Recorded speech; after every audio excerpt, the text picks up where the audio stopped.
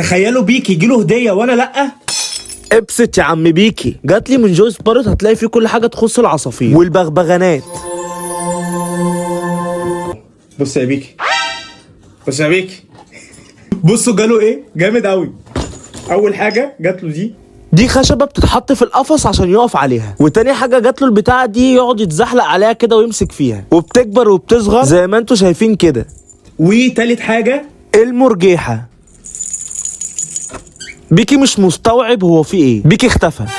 بصوا بقى اجمد حاجه. اوه سلم شكله جامد جدا. المشكله كل ما اطلع حاجه بيكي يهرب. منك يا بيكي بريكي. دي علقه فيها ذره ومعموله من الوان طبيعيه. دي بقى اجمد حاجه، المفروض دي سلوبيتا بيكي يلبسها. انا خليته يلبسها طلع شكله جامد قوي وتحفه وكمان كيوت جدا. وده سديري ليه عشان اقدر اخده وامشي بيه في الشارع. فاللي عايز يشوف بيكي وهو لابس السلوبيتا وكمان وانا بحط له الحاجات في القفص يخش هنا ويتفرج على الفيديو ده، هتلاقوه في الكوميونتي او المنتدى.